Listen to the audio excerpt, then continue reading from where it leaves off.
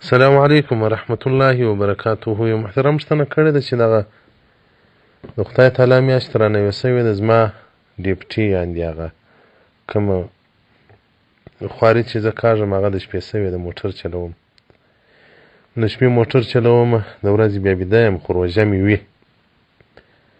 دا خوب خو به روژې ته تاوان نه رسوي، یخ به مې غاړې نه به بندېږي. او دغه رنګه دی وایي خو تا ویلي دي چې د شپې په موټر په څښه کې مه ګورئ، په هنداره کې. زه موټر چلوم نو مجبوره یم چې سایډ څښو ته به هم ګورم، دا بلې څښې ته به هم ګورم. محترمه، د روژې خوب که فرضي روژه وي که نفلي روژه وي، خوب ورپکښې کول څه مشکل نه لري، خو سړی لمنځو ته راپورته کېږي. ځکه یو روایت کې راځي رسول الله صلی الله علیه وسلم فرمایي وایي نوم الصائم د روژتي خوب عبادتون، دا عبادت دی، الله پر خوب هم ثواب ورکوي.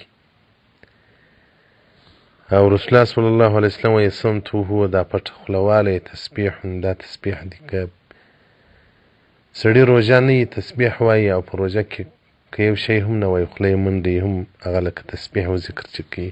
واعمله مضاعف، او نیک عمل چې کوي هغه الله جل جلاله دوه چنده کوي په ډېرو ور حسابي. و دعاءه مستجاب، دعا یې مستجابه ده. و ذنبه مغفور، او ګناه الله جل جلاله وربخښي دغه انسان ته. حدیث رقم 2293 صفحه 299 یعنې یو کم 300. فیض القدیر جلد نمبر 6 دا حدیث روایت کړی دی.